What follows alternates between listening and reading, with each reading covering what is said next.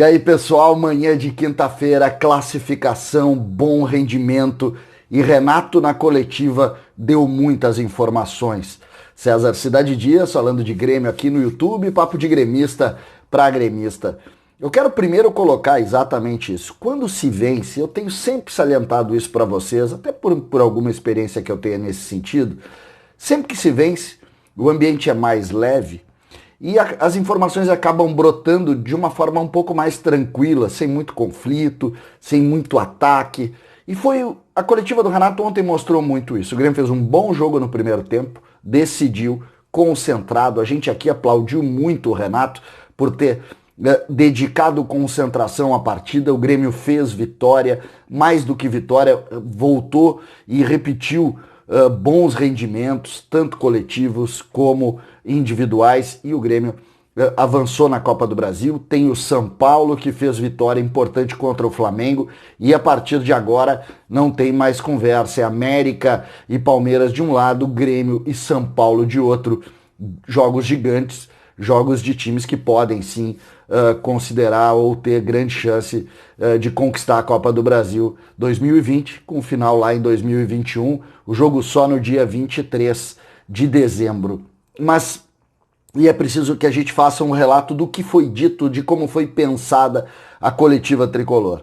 Primeira delas, o Grêmio repete o tripé de meio com a utilização dos jovens Darlan, Matheus Henrique, mais à frente Jean-Pierre. Renato falou claramente sobre isso, que isso não ele não quis definir esse tripé como titular. Ele disse, jogos e jogos, vai haver sim mudanças de acordo com o adversário, mas salientou e valorizou muito as atuações dos meninos, mas não quis fechar nesse o ponto do time titular. Eu, particularmente, acho que não escapa disso. O Renato voltou a ver um time rendendo muito em cima exatamente dessa possibilidade. Quando perguntado sobre Pinares e a utilização, porque muitas pessoas colocaram o Pinares como uma possibilidade ali no lugar do Alisson, que ontem teve o Everton e que eu gostei muito, o Renato não só deu uma primeira informação que ele deu, o Pinares não pode jogar a Copa do Brasil. E por que não pode? Porque ele foi inscrito no dia 13 no futebol brasileiro, e a inscrição na Copa do Brasil terminava no dia 11. Ou seja, esqueçam do Pinares para a Copa do Brasil. Mas o Renato nem se incomodou com isso, porque ele disse o seguinte, nós vamos ter tantos jogos, nós vamos ter tantas possibilidades, e ele pode jogar tanto aberto pela direita como por dentro. Falou na possibilidade, inclusive ele fez isso no segundo tempo, eu não gostei, mas ele fez de trazer o Jean-Pierre para volante, usando o Pinares na frente. Enfim, tem 1000 soluções, 1000 possibilidades que o Grêmio pode desenvolver. Uma informação que ele deu, que essa me incomodou um pouco, foi quando ele se referiu ao Michael. E não pela informação em si do Michael, desse retorno. Quando ele usou, e ele botou, e eu boto entre aspas isso, o Michael precipitou a volta. E por isso teve a lesão no adutor. Como assim precipitou a volta? Isso aqui é científico. Quando pode, pode. Quando não pode, não pode. Mas me chamou a atenção a utilização. O Michael precipitou a volta, sentiu o adutor e agora está fazendo um tratamento específico no adutor para voltar forte e contribuir com o Grêmio. Essa, para mim, é o único ponto que na verdade me incomodou da coletiva, porque eu não sabia dessa possibilidade do Michael precipitar. O Michael não tem direito de precipitar nada. Isso aí faz o exame, pode ou não pode, vai para o jogo e acabou. Mas foi o que foi dito ontem. O que a gente pode considerar também desta possibilidade? O Renato salientou muito e valorizou muito a questão da preparação física. E realmente o Grêmio parece estar correndo mais. E por que está correndo mais? Porque está mais organizado. Tem mais jovens no time e está mais organizado. Sobre a questão envolvendo Ferreira, Alisson e Everton, Renato disse, olha, todos vão jogar, todos são opção. Ferreira entrou no segundo tempo. Eu gostei mais do time com o Everton, que tem uma característica diferente, e acho que o Renato também gostou. Acho que em pouco tempo nós vamos ver o Ferreira ser o reserva do PP.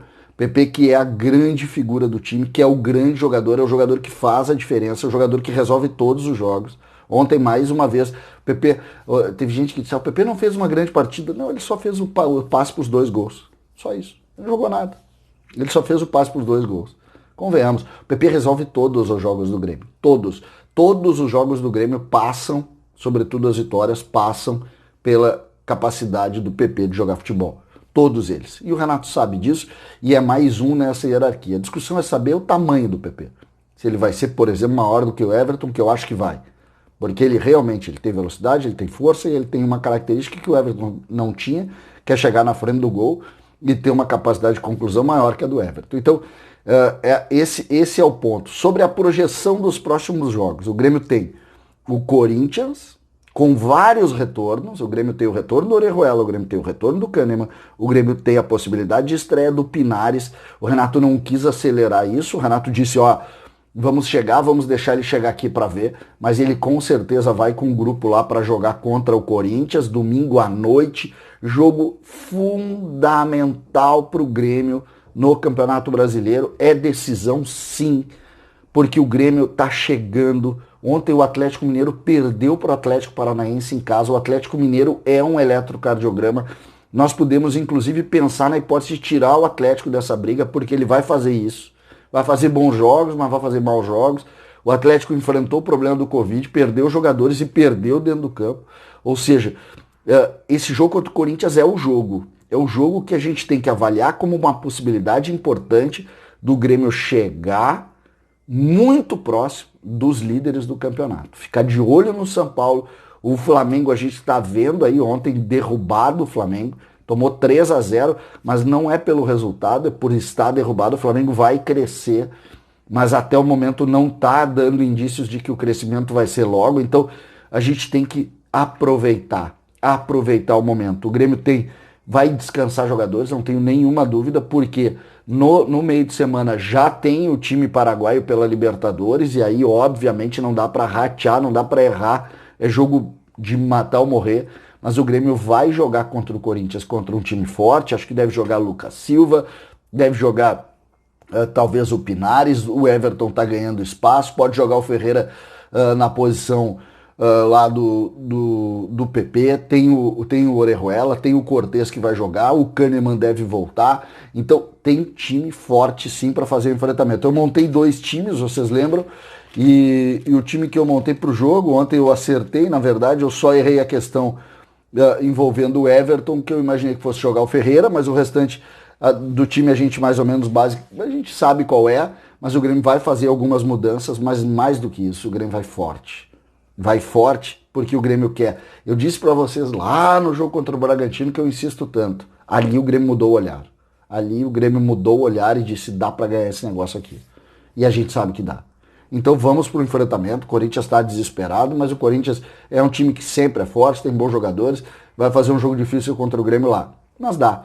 E se ganhar, bom, aí deve chegar, se ganhar deve chegar grudando já nos líderes do campeonato já no domingo. Eu acredito que essa seja uma tendência. Mas vamos aguardar para saber exatamente como que o Grêmio vai proceder nessa partida. César Cidade Dias falando de Grêmio aqui no YouTube.